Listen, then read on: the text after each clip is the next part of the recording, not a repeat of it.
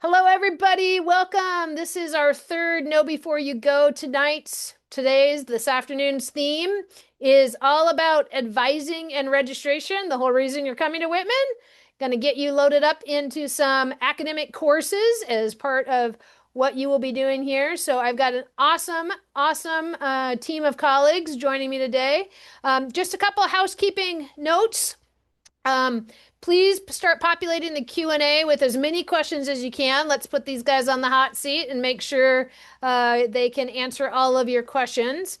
Tomorrow, July 15th, is a big deadline day. So if you could please try to get as many of your to-do list items done that are due for July 15th. I know we've got kind of a lingering one, and that is the AP and IB scores. We know they were released after our deadline. So if you could get those in as soon as possible, we know you have them. So that would be a good one to get in. I also believe name recording we want to have done. We want your photo for your photo ID. And then please keep an eye on your Whitman email. Tomorrow, you will get an email from the business office, student accounts, about tuition and your options in terms of getting your tuition paid. So tomorrow's a big day, July 15th, one of our deadline days. So I'm happy also today, while we're going to be mostly tackling advising and registration questions, if you have any other questions that I need to address, I will catch those at the very end. So don't feel like you can't ask those questions. It's helpful to know. It's helpful for us to know what's on your mind and what you're wrestling with. So I think you know who I am. My name is Julie Dunn. I'm the Assistant Vice President for Student Life, and I am so very excited to be your tour guide for the summer to get you from the end of high school to the beginning of college. If you are keeping up with my Monday emails, you should be on good track and keeping a good eye on your to-do list in my.whitman.edu. You're going to be in great hands. So, without further ado, I'm going to have my friends here introduce themselves. We're going to start with Dean Helen Kim. So, off to the races, Helen. Hi, everybody. I'm Helen Kim. Actually, today, July 14th, marks the 21st anniversary of my partner and I moving to Walla Walla and into our house. So today is a big day. I've been here 21 years. I started off as a assistant professor of sociology, and have been at the college for a while. And currently I'm serving as Associate Dean for Academic Affairs, where I'm one of a number of point people that oversee pre-major advising, academic advising. So it's great to be here. Awesome. Thank you. All right, Jonathan, you're next up. Hey, everybody, Jonathan Barnett. I'm your registrar here at Whitman College.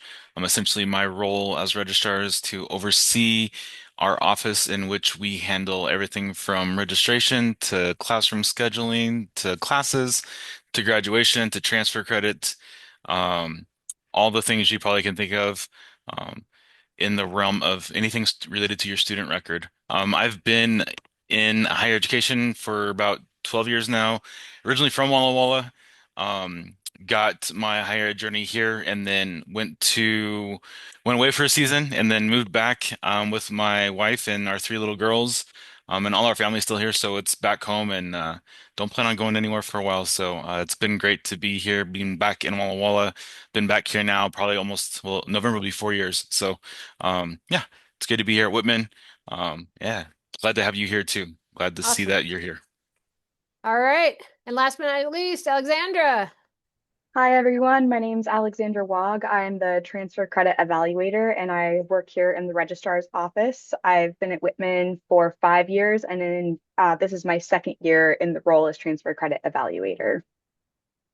Okay, so everybody knows, I believe, how this works, but I'm going to use the Q&A, and I'm expecting you to put a few more questions in. Thank you several of you have gotten us started. So, all right, we're going to start with this one. It's coming straight to you, Alexandra. If I send the request to the college for transcripts, so this is a transfer student, I believe, so they are reaching out to their other college. to request their transcripts, and those transcripts don't get to you until after July 15th. Is that still okay? Yes, we will transfer your credits as soon as we can get the necessary information to do so. We set the deadline a little early to encourage people to get those documents in. So if there's any hiccups, we can get those figured out and hopefully get all those credits transferred before you register in August. Awesome. Okay, great questions. Keep them coming. All right, so Helen, I think well, it might go to any of you can answer this question. How about this?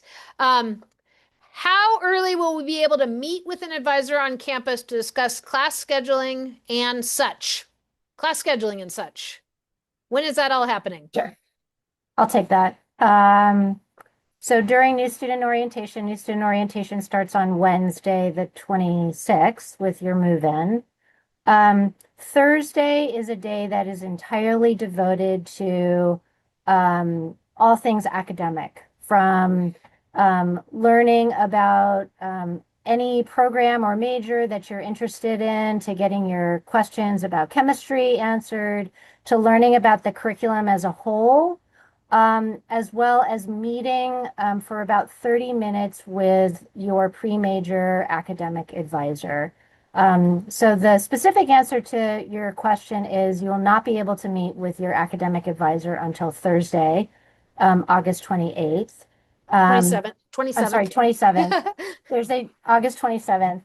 And in that 30-minute meeting, I would say our approach to advising at Whitman is really about the relationship that you are going to have over the course of 2 years with your academic advisor. So it's a relationship that, yes, it's about figuring out what classes that you're interested in and making sure that you achieve all of the requirements that you need to achieve. But I think it's also really a relationship about a faculty member here getting to know you, your academic interests, where you want to take your learning, kind of inside and outside of the classroom.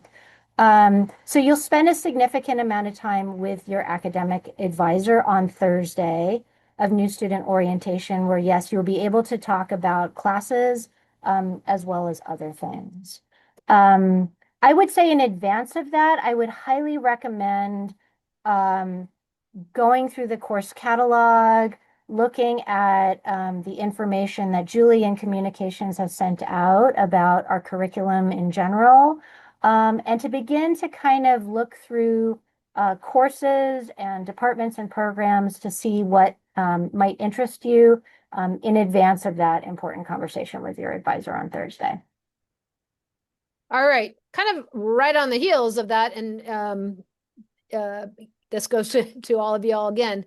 When do we actually register? I can tackle that one. So you will register on Friday, the 28th. Currently, we have set aside a block of time for our transfer students to register starting at 8 a.m. till I believe about 9 a.m. And then everybody else, including the first years, will then start registering at a random time assigned to you from, believe, correct me if I'm wrong, 9:30 or so till 1. Does that sound about right? And a one. Okay. And so that will be your time to register. So it's going to be broken off into increments.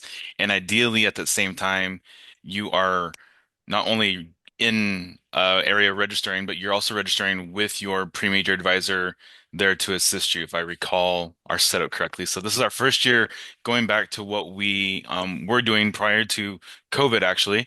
And it's arena, what we're calling arena registration or something similar like that, where it's a group registration process all together and just in different time slots, and you're able to work with your advisor and even reach out to other areas like math or chemistry or languages and trying to figure out maybe troubleshooting along those times. So hopefully to answer those questions immediately while registering for classes versus an older approach we used to have. So that's hopefully going to be a great option for everybody at hand. Great. So Helen mentioned catalog, the college catalog. I dropped that in the chat, maybe just from on the participant side. If you can see the chat with that link in it, just raise your hand on use the raise your hand feature so I know you all received it. Thanks, I appreciate that. And we'll use that to drop some other things in. There is another question about where can students now start looking about the schedule? Like how do things, like the catalog's one thing, here's all the courses, but how do students figure out like which courses are being offered this coming semester? I can tackle that one. Fair game for all of you. I will tackle that one. I don't get the privilege of seeing the student side of things, but I believe when you, as a student, go to My Whitman and you go to, I believe it's Student Tools, you should be able to scroll down and look at um, advising, I believe. Does that sound right? I think it might be registration. Registration.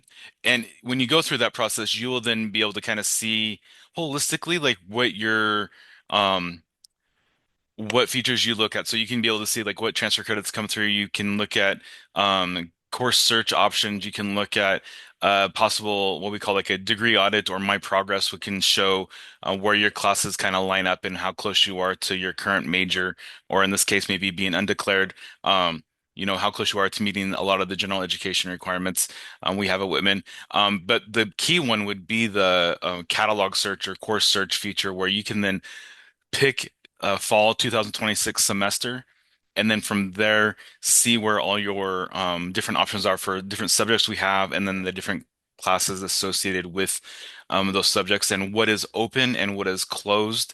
And At this point in time, we don't have wait list. You will get more familiar with that in November. But in this point in time, we don't have necessarily wait lists. So the class is either going to be open for enrollment or closed for enrollment. And that's really where you can kind of help navigate and kind of plan. So that you can even kind of project, oh, this class looks like it's going to be fun.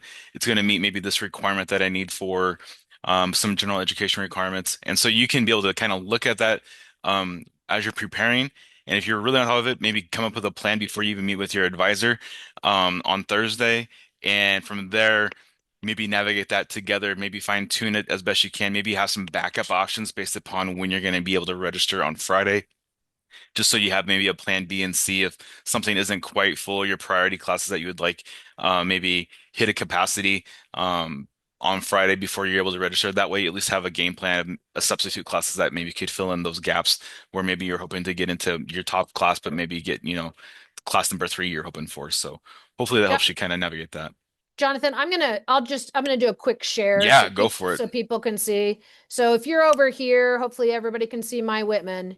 You should have something that says student tools, and you probably all have yours will look slightly different than mine. I have one that's called course search. I think you have course search and registration, but if you click course search, it will take you to the course search and it allows you to pick the term. So fall 26. And then you can put, any of the subjects that you're interested in. And then if you search, it will show you, what term. So you should be looking for things that are available in fall 26 term.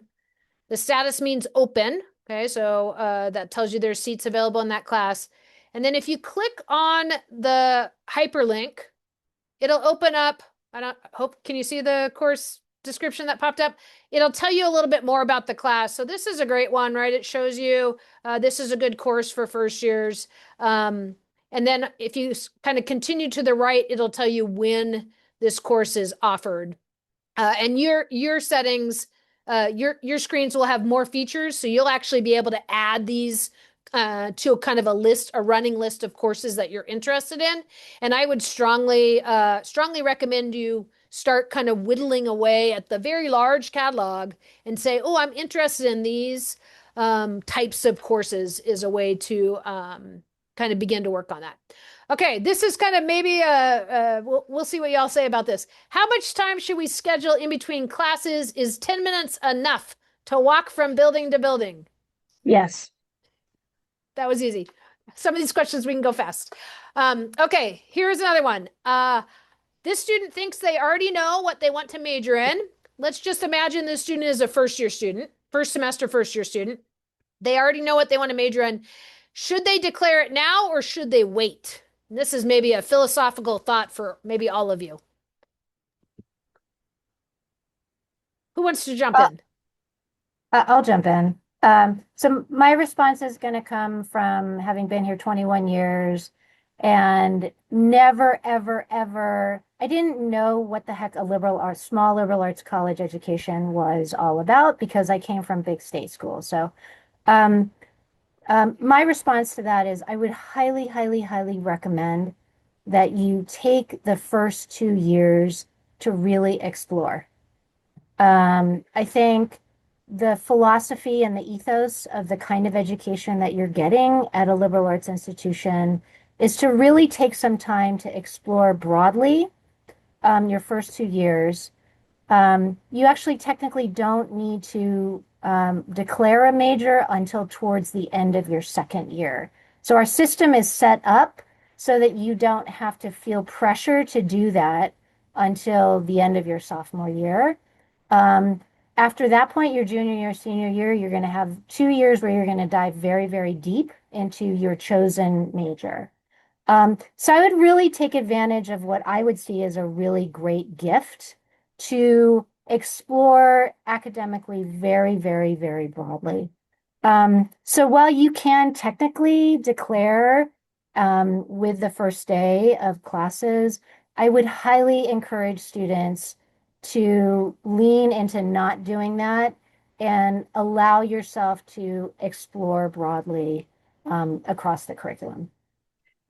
Can I also share too, most departments have students approach the faculty member that they'd like to act as their major advisor, and taking more time to declare gives you more time to meet different faculty and see if there's someone who really stands out as someone you'd like to advise you. Yeah. Yes, important. You cannot declare your major without a major advisor, and that is a an ask that you do, student to faculty member, to ask them to serve as your major advisor. So while technically you could do it on day one, you might not actually know anything about those faculty yet. And I would say for most students, faculty will want you to have taken at least one or two classes in their department because they want to also help you match up correctly.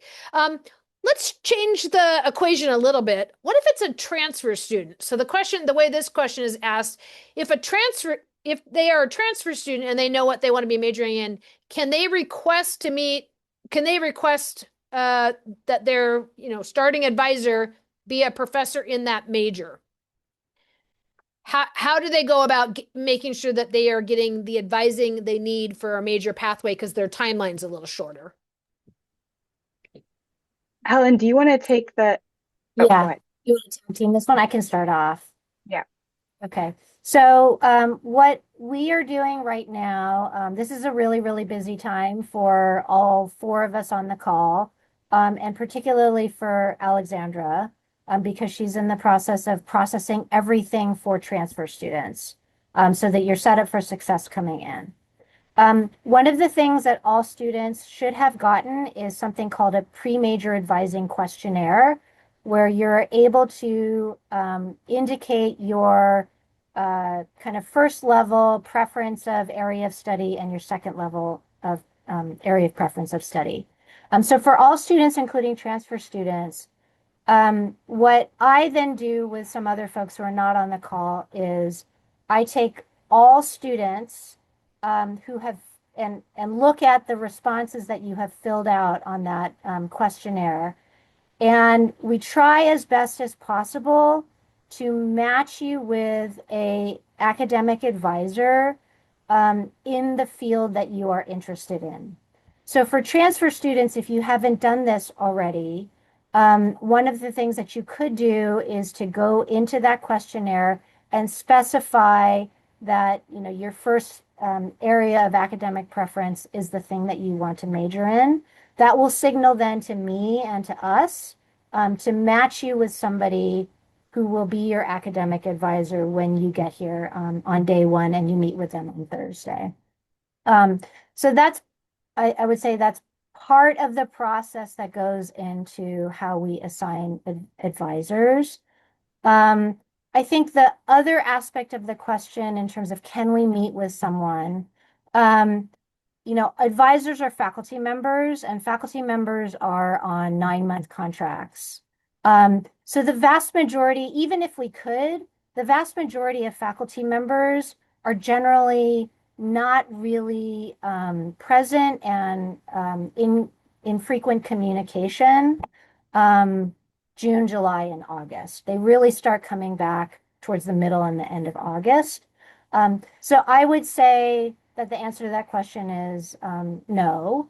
Um, However, in lieu of that, you can always reach out to me, and I would be happy to answer any questions that you have about your intended major and maybe help you think through some potential next steps. But you will not be able to meet with your actual advisor until Thursday of the student orientation. Helen, is it fair to say that if students have already done their pre-major advising questionnaire, they can't go in and change it? So if they want to signal to, and they didn't kind of make it really clear which of their one or two they were most interested, they could email you and say, "Hey, Professor Kim. Hey, Dean Sure. Kim. I'm a transfer student. I'm most Yep. interested in majoring in X." So Yep. for transfer students on the call, that is an avenue for you. I just dropped Professor Kim's, Dean Kim's name and email contact information in the chat. So you should be able to just click it and go. All right, Helen, we're going to do one more with you and then we're going to switch gears. How many advisors are there and what is the ratio of, and maybe let's do the ratio of pre-major advisor to student? How many students per pre-major advisor? It's like a fancy math problem. Yeah, that's a great question. I would say it varies. It depends. So in addition to pre-major advising, faculty also serve, as you've gotten the sense on this call, as major advisors. So there's advising happening, academic advising happening in a variety of different ways. We really try to balance out as best as we can loads for faculty members. So it's not really fair if there's one faculty member that has 0 or 1 students total versus another faculty member who's got 50. So I'd say pre-major and major advisees combined, we try to have faculty members um, uh, be allocated around 13 to 15 students per year, recognizing that tends to fluctuate and isn't necessarily constant all the time. But that's kind of the sweet spot for us in terms of load. And sometimes those 13 to 15 are all pre-major advisees. Sometimes it's a combination. It just depends. But correct me if I'm wrong, but for this incoming class, a faculty member will have no more than uh, 5 or 6 incoming students as their pre-major advisees. Correct. Yeah. Any faculty member that is assigned new advisees who are incoming or transfer students will have no more than 5 students.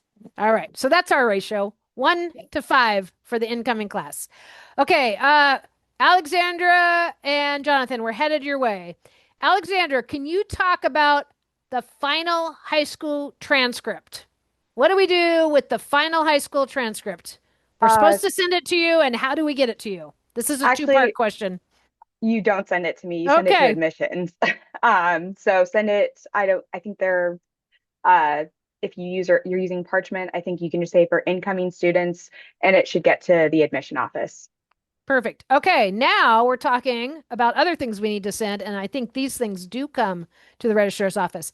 How do we get our AP or IB scores sent to the college? Order your AP scores from the College Board to be sent to Whitman and order your IB scores from the International Baccalaureate to be sent to Whitman. I have already received my largest incoming set of AP and IB scores, but we just keep taking those in as we receive them. And when you took the exam, like if you took your AP test and you put Whitman down as one of the schools that the scores would be sent to, they have been sent. If you took the AP exam and you didn't know where you were going or where you want them sent to, you will have to log into www.collegeboard.org. I think that's the website, and you'll have to get back in your account and you'll have to say, please send my scores. So you have to do a little work, but you should be able to do it pretty easily on the website. Okay, we are switching gears. This is everybody gets to play, everybody gets to answer. Um, can someone speak about placement exams? Why don't we Uh, maybe why don't we start with an overarching, what are the placement exams or placement tools, and when do students need to take them, or for what kinds of courses? well, it can't hurt to take them for anything that you're interested in taking. So, not every student's going to need to take general chemistry, but if you're interested in a science track major, there's no harm in taking it. So, you know what you should be taking. These tests are meant to be what your current knowledge is. So we actually ask that you don't study for them. We want you to test into what you're ready for. Same for the languages. You should take a placement test for any language you're interested in taking. We do have an online platform for those for Spanish, German, and French. For the other languages, I think you need to reach out to the departments about arranging how to take those. Um, I'm going to drop the link to the placement test page, so that's easily accessible. Thank you. So, in addition to chemistry, mathematics has a placement tool. I believe CS has a placement tool. And as Alexandra indicated, several of the foreign languages. The kind of the rule for the foreign languages is if you have started a language in high school, I took Spanish, and I'm going to want to continue Spanish at the college level, you need to take the placement test. If I took German in high school and now I want to start for the first time ever Chinese at Whitman, I do not need to take the placement test for Chinese. I will start at the very first level. So it's if you're continuing in a language that you started in high school, you will need to take the language placement test. Okay, so this is a specific one and about a program. Are there any academic placement tests required for brain behavior and cognition? Well, general Yeah. chemistry is going to be required. So technically, yes, but that specifically, no. Got If it. you're interested in BB&C, I would go so far as to say because chemistry is required, you must take the chemistry placement exam. There we go. Okay, let me see if I have any other placement-y type ones. Okay, Jonathan, this is maybe coming your direction. Helen as well. How many classes do new students typically take in their first semester? I would say it's roughly probably your best bet is to plan for 4 or roughly like 16 credits. It can vary, 14 to 17, 18. Um, it's always recommended maybe take a, you know, 3 or 4 academic classes, but then also dipping into some of our activity classes, some of our SSRA classes. So, you're walking, you're jogging, you're weightlifting, your yoga, just to add credits, but then also to have an outlet for your brain as well. And there's also some of those art classes that are definitely more challenging to get into, but definitely activity-based classes or yeah, SSRA like Julie wrote down there. Also known as probably PE classes, maybe back in high school. That's probably your best bet. It's also nice too, like if you do take 16 credits and that seems a lot, it does give you that buffer then if push comes to shove during the semester, you're really in a pinch and you're really not sure what to do.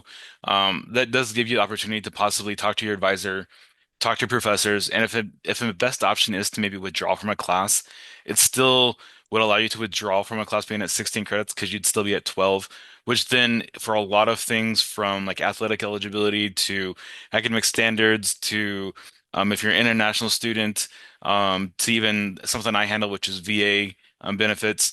It keeps you eligible for those opportunities still, and it doesn't put you kind of in a and then bind when it comes to credit and trying to keep yourself above 12 credits. I should also add to financial aid too. So I know being full-time status at 12 credits is probably a really good option. So if you're at the 16, that's probably where I would find that, nice sweet spot. But yeah, anything more than maybe 16, I think could be challenging unless it is like an SSRA class to maybe have an outlet for. But yeah, trying to get above and beyond that is generally not possible too because we don't have a lot of two credit classes. So if you were to try to push beyond the 16, it's generally like 19 or 20 credits, which is then requirement of an academic overload petition. And generally for first year students, that's not permitted, just so that you can just get used to going to college and getting used to developing a timeline and strategy and making friends and joining organizations and really trying to be in community here at Whitman, and not just being fully focused on your academics and really trying to get that full higher ed experience. Okay, thank you, Jonathan.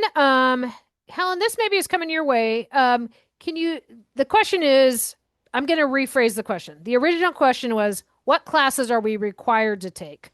I'm going to ask you to speak about the distribution requirements.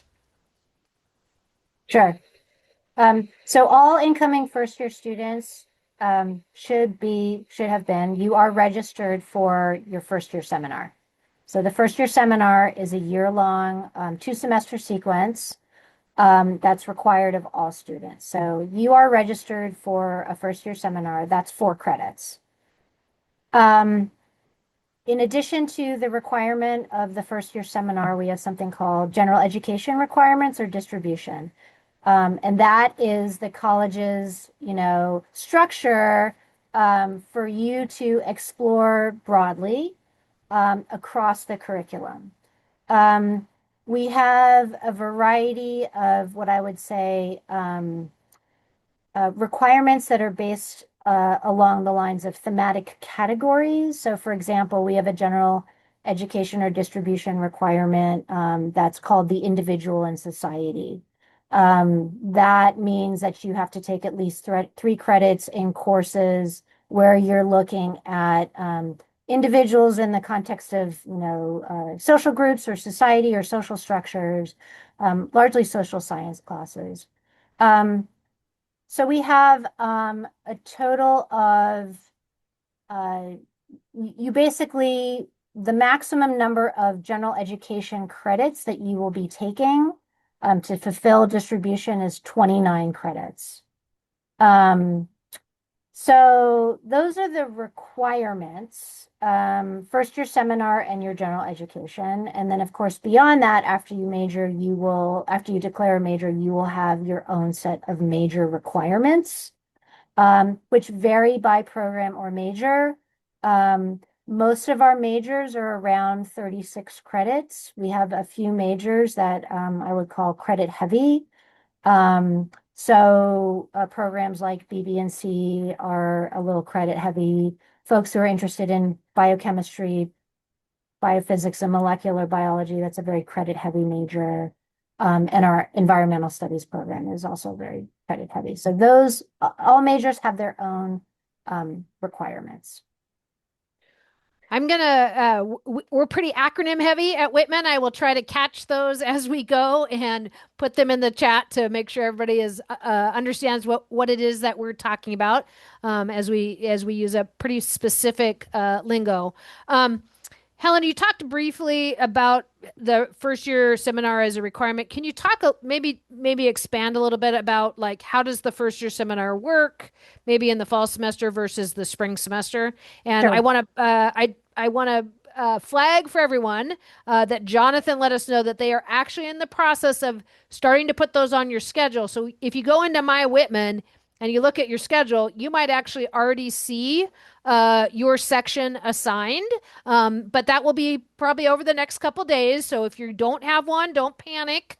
They're working their way towards your assignment. So, but could you say a little bit more about the first year seminar? Sure. So the ethos behind the first year seminar is in the fall, you will be part of a section that's part of a larger, what's called a learning community. And learning communities are thematically based. So, for example, we have a learning community that's comprised of, I believe, 3 to 4 particular sections of students and faculty members, where the subject is on games.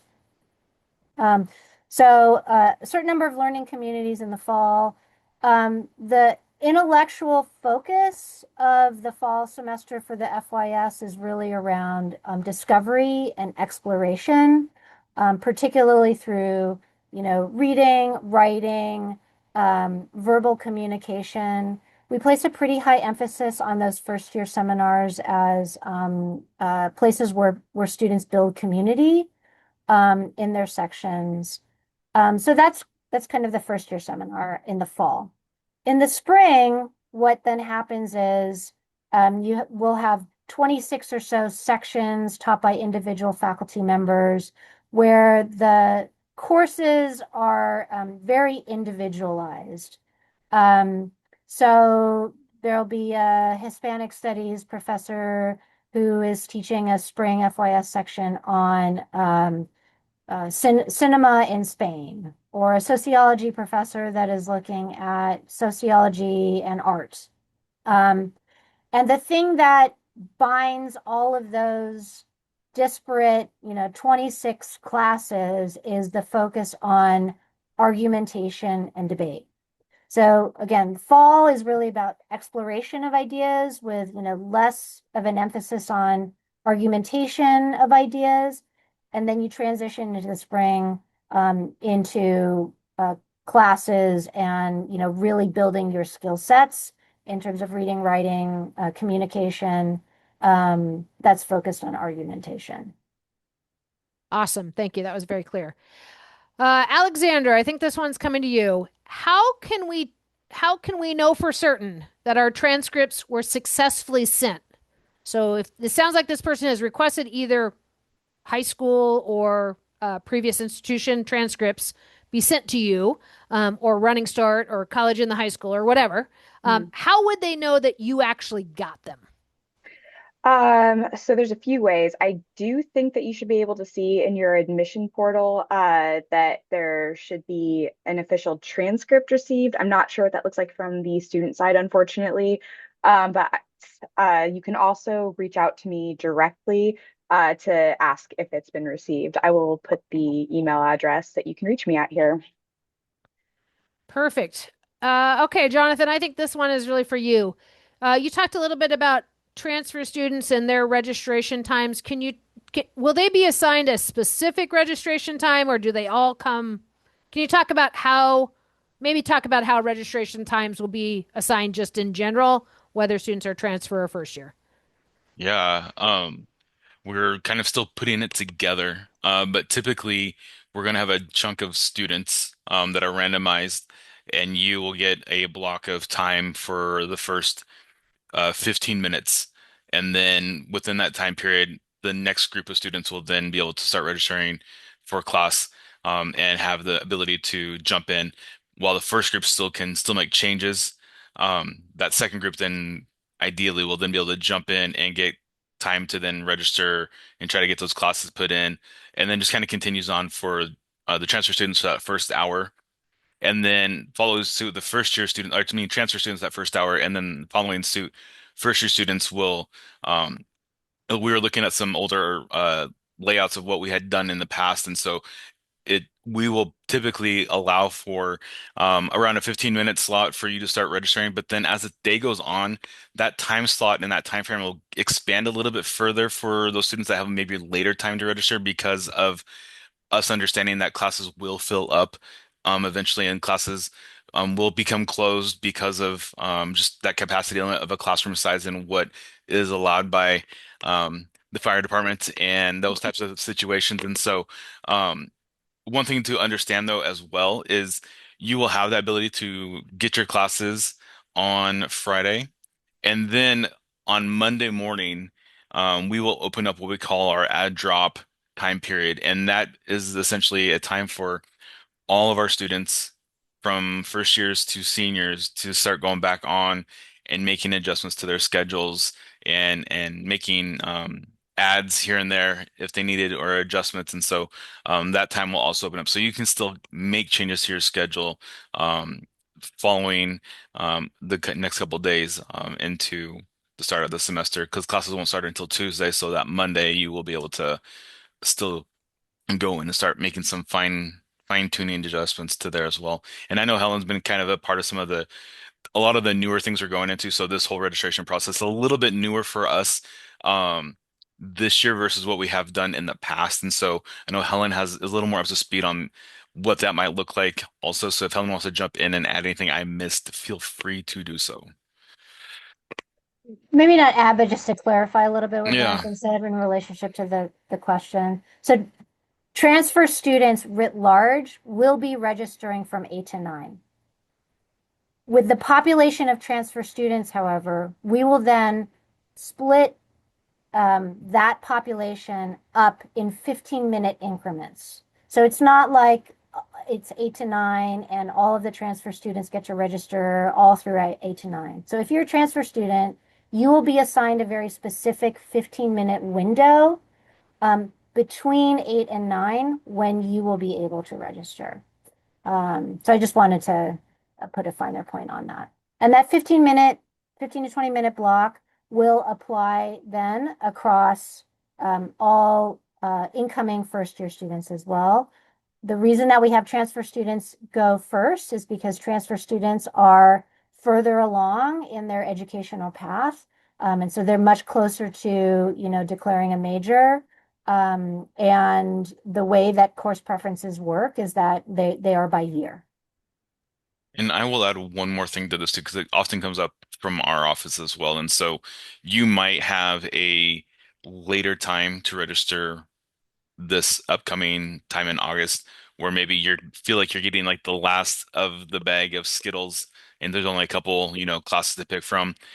What we try to do then is going into November when you register for spring, those students that maybe had the last pick or so this session will oftentimes have the first pick or first few options as far as registration time. So we try to find that equity balance between how we split it up. So it's not just you're always kind of in the last of the line. You will have the opportunity to then have a swap with those that maybe had a first or a sooner time to register versus they'll have a later time in the fall when they go to register for spring, and you would have a sooner time in that time period as well. So we try to get that balance. It sometimes is hard to find that balance, but we do the best we can to try to make it as equitable as we can for everybody. Great. Okay, we're going to switch gears a little bit. We're going to actually switch back to Thursday. So just a reminder, folks, Wednesday is move-in, and Thursday is heavily academic advising in all different ways. And so, Helen, I think you'll be able to answer this question talking a little bit about what we're doing in the morning part of Thursday. So this question is, do any professors serve as health professions advisors that students can work with in addition to their pre-major or major advisor, and maybe expand that for Sure. any which way you want? So we actually have a staff person, her name is Kimberly Mueller, who serves as the Director of Health Professions Advising. So she knows everything and can pretty much answer any question that a student has about, courses and how they relate to, whether or not I want to become a nurse or a physical therapist or a veterinarian. We will have time devoted to learning about the health professions in that morning block on Thursday. So that's health professions. It's its own separate, I would say, shop over here.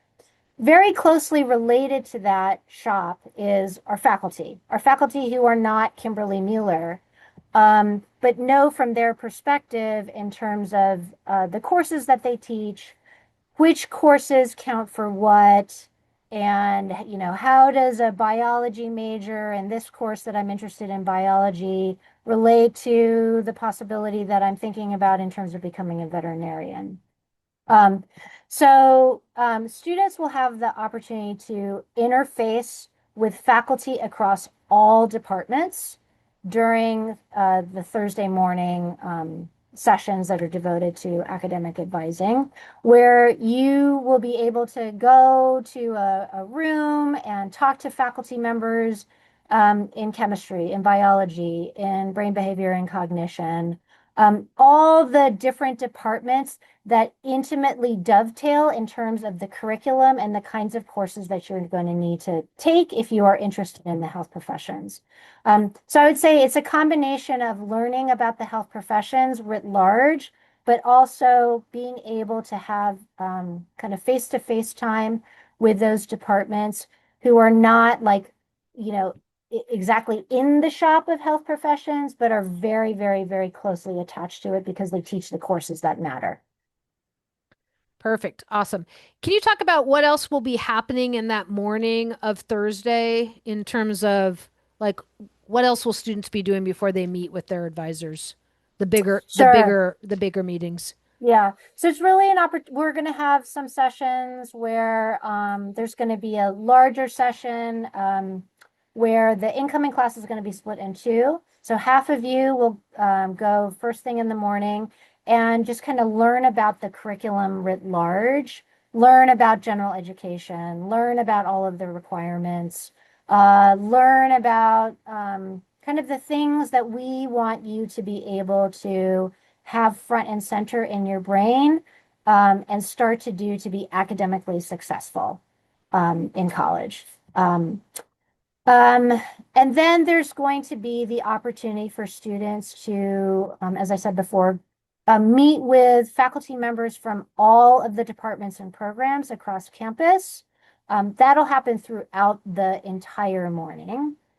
Um, for those of you who, and I would say what I'm about to say does not mean that you should wait. We talked about placement tests a bit. I would really, really, really encourage you to get on the ball with placement tests. And if for some reason you aren't able to take the placement tests, there will be an opportunity for you to take the placement tests on Thursday. Um, so I would say just in general, it's an opportunity to learn from the faculty, first and foremost, about the curriculum, about specific courses, about like, what the heck is brain behavior and cognition? It sounds great, but I really have no idea what that is. So it's an opportunity for you to ask questions and get more of a one-on-one, have more of a one-on-one conversation with faculty members about courses, about disciplines, and about programs, so that when you go to have your 30-minute appointments with your pre-major advisor, yes, it is about choosing your classes, but I think you're also going to be able to have that conversation in a much more informed way because you will hopefully have absorbed a bit of information about the curriculum writ large and about specific programs. Awesome. Okay. This next one I think might be for the registrar side of the house. Um, and it has multiple pieces. So here we go. First part of it. When I go to the course catalog for the fall semester, several courses already say full or closed. But when I click on the link to look about the class, there are seats saved out for first year students. If a class is currently showing as full, will it change at register? Like, how do those seats saved out for first years, how do those seats become available? I can answer that one. Great question. It's often a tricky situation to navigate for us because our system, excuse me, doesn't recognize when we have saved seats for a specific class. So senior, junior, sophomore, first year. And so we actually manually have to go in every morning and readjust the capacity size for that class. So you might see a class that has a capacity maybe to 20, but it says it's full and there's only 15 enrolled. That would mean that we are going to then open it up for the five more spots remaining as you get ready to register that Friday morning. And so we will adjust it and make any fine-tune adjustments as we can. And one nice thing to know is during the summer. We typically don't try to register any students at all during the summer. Now we have a few that trickle in that maybe are returning, that were not here to register before, or maybe had a financial hold back in the spring that didn't allow them to register for classes, and they're returning here in the fall. And so sometime during the summer, they're able to clear it up with the student accounts office. And so we got them into class. But really, those have been like onesie twosies, really here and there. And so really what you're seeing as far as what could be available for classes is generally what you're going to be able to see. Um, is available, and we are actually still kind of adding classes too, so it does kind of change as we get professors that will come in from everywhere across the nation, and we're adding new classes typically here and there as well. Not a ton, but definitely a nice chunk to continue to add, so you can always kind of look in to see what maybe has changed, and you might see actually classes that have zero people enrolled, and that's because maybe it's a new professor that we just hired, and they're just starting as well. And so you get to start fresh together and try to get into those classes together at the same time. So, but generally to answer that question specifically, um, it will adjust. It just is a manual on our part to make those adjustments. And so we try to keep it as close as we can so that returning students or continuing students that have been here don't feel like they can then sneak into a class and they don't have the ability to do it. It'll all be done in our office right now as it is, but it still kind of gives us that check and balance as well for us on our part to know, hey, this class is actually full. You can't actually register. You'd have to get instructor permission to do it. But we know that there's now spots still available for you as a first year and even transfer to come in Friday when you do go to register for classes. Perfect. Okay, Helen, this one is part of this same selection of questions, but maybe is geared more to you. If when I meet with my advisor, they recommend I take a certain class, is there a way for me to get priority to enroll in that class, or is everything first come, first serve based on my registration time? I'm sorry, can you repeat the last part of that? Sorry. Yep. Sorry, I have to go find it where it is. Okay. If when I meet with my advisor at my advising time and they recommend taking a certain course, Hmm. pick a certain course, Math 126, Yeah. um, and is it possible for me to get priority to enroll in that class, or is everything first come, first serve based on the registration time? Yeah. The recommendation is not a indication that you will get any kind of priority status. So I think a recommendation is like, this is a class that makes sense for you, that does not translate into you moving up the food chain. So yes, by and large, it is a first come, first serve. Great. Okay, next question. Are there, do you, and this is for all of you, any recommendations on how to allocate general education required courses across my 4 years or 8 semesters? Like, how should I think about, should I do it all at the beginning? Can I, how should I think about completing my distribution? I can share that you have until your seventh semester or your second to last semester to do it. If in doubt, go ahead and try and take care of at least one or two each semester.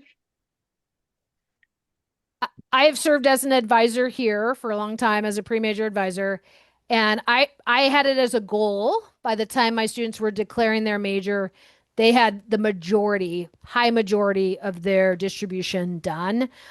Again, as Helen said, it really gives you an opportunity to explore broadly across the curriculum before you dive into a major. And so thinking about really using it as a way to explore, if you think about it as that way, as opposed to requirements, if you think about it as exploration, it will serve you well to explore a lot during, your first 4 semesters.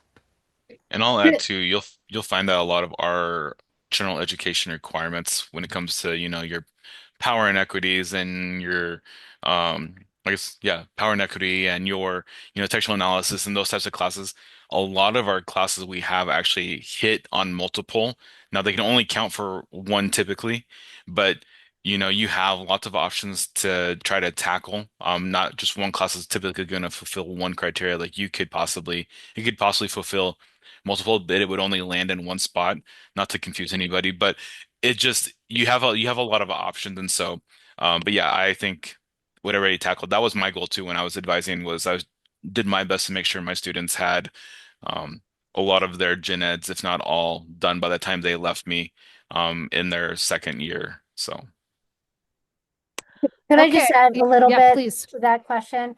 I think Alexandra's point about the timeline is really important, and I think Julie, your points are really important as well. I think what I would suggest that you don't take in relationship to, don't do in relationship to the slots that you need to fill in your schedule is to not take any classes in a major that you think you might be interested in.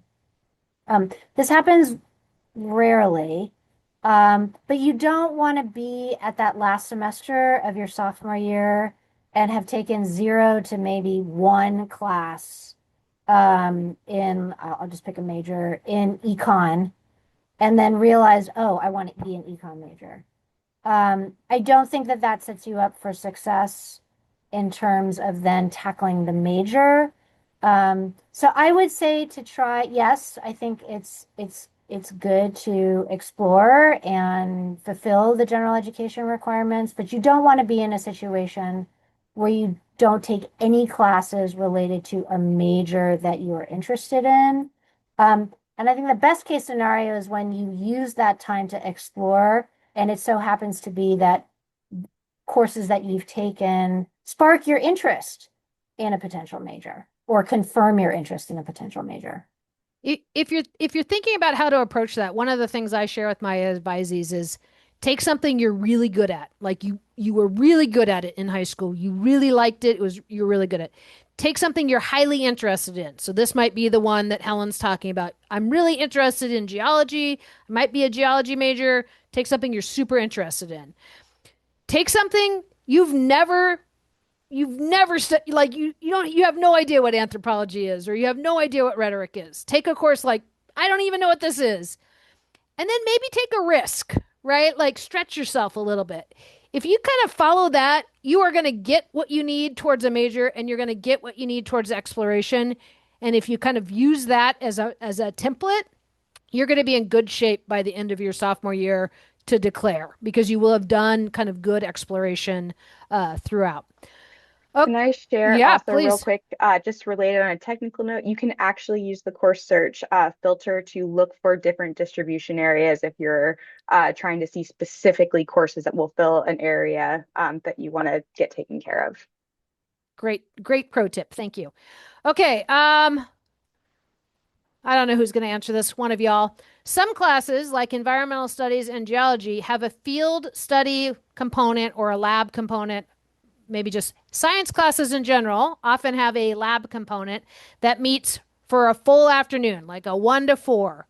Are these classes hard to fit into a schedule? And is it possible to take more than one of these courses in a single semester, particularly if I'm planning on doing kind of extracurricular stuff? I can share that there are a lot of labs that tend to be in Tuesday, Thursdays, morning or afternoon blocks. And then for the ones that have many sections, some of them will throw them in on a Monday or Wednesday. They work really hard to make those fit in with the schedule. So a lot of times those labs will end up being set. So if you're looking at two sciences, you'll probably have your lectures on Monday, Wednesday, Fridays, and then you could have either two afternoon labs or two morning labs, or just have a lab day where you do a morning and an afternoon one. So they're set up to be as friendly as possible to other classes. But it is true. If you took a lab on, for instance, a Tuesday 1 to 4, you would not then be able to take a 1 to 2:20 Tuesday Thursday class. So it will lock up part of your schedule. So again, that's why you're working with an advisor, trying to figure out how all the puzzle pieces fit together. Okay. I don't know who's going to answer this, but I think it might be Jonathan. This is fun. This is the best part of the moderation. What are the athletic eligibility guidelines or rules? As an athlete, is there anything folks need to be paying attention to? Yeah, so I can definitely answer this the best I can. I'm not up to speed with a lot of the athletic eligibility per se, specifically with the NCAA Division Three. Um, that's definitely something you'd want to talk to coach about. But I can allude to that when it comes to academic standards and requirements there, Division Three is great that it just adheres to whatever our academic policy is as an institution. So all that to say is you have to maintain above a 2.0 GPA. You have to remain in full-time status to be eligible. So if at any point in time you drop below 12 credits, and then you end up participating in some form of activity with athletics, you put the you along with everybody else, we kind of put the team at jeopardy as far as forfeiting games and things like that.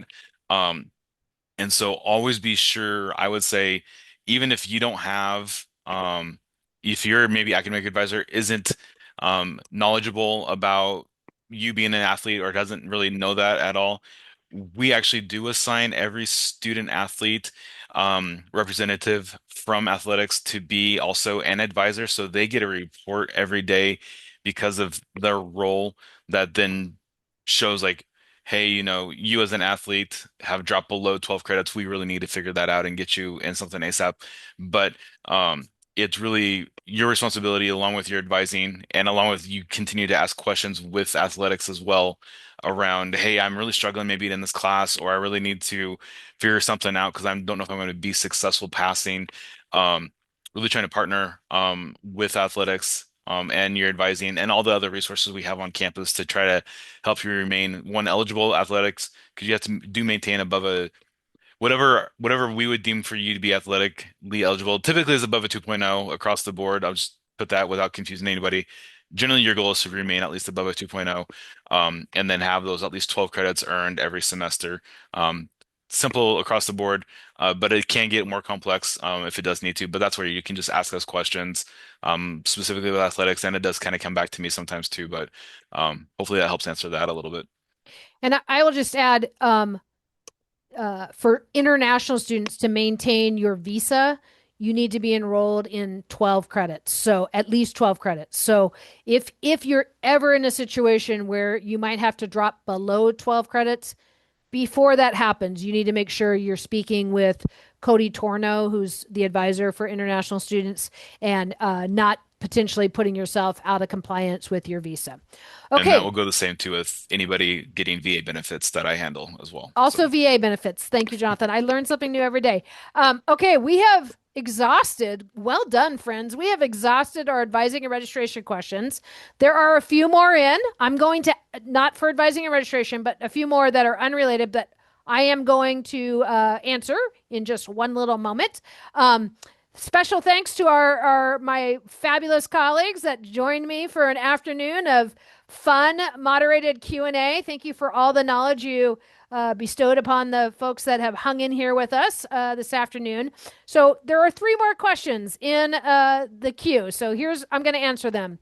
The first one is, when can we expect to find out what dorm we've been assigned to and who our roommate is? I will encourage you to watch the Know Before You Go housing video, which is posted the same place you found the link for this one.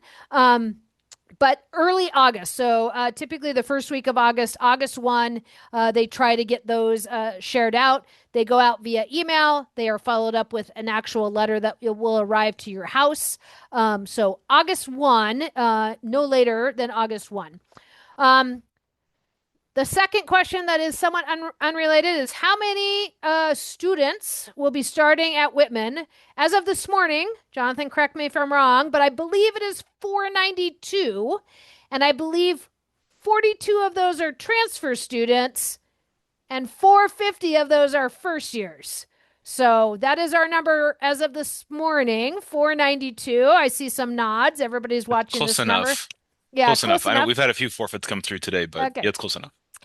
And then finally, there is a question. Someone is having a technical error pop up when they're doing the compliance trainings online, the Title IX, the alcohol, drug, sexual violence prevention. If you could just email me directly, I will try to get that sorted out to you. Also, kind of a to-do list item coming up. So be paying attention to those. You should have received those emails, and you will continue to receive those emails until you get those done. So if you're tired of those nagging emails, I might suggest knocking off a few of them every day. Okay, we have drained the queue. We have no more questions in the queue. So again, on behalf of this whole team on the panel, thank you so much, everyone. We will be back in a couple more weeks. I believe I'm going to guess, August 6th. We will be talking about how to get a campus job. So if it's important for you to have a job on campus, the fourth Know Before We Go will be with a great team in student employment. So keep an eye out for that. It's in the first full week of August. So we'll be back then for our fourth Know Before You Go. Thank you, everybody. Have a great night.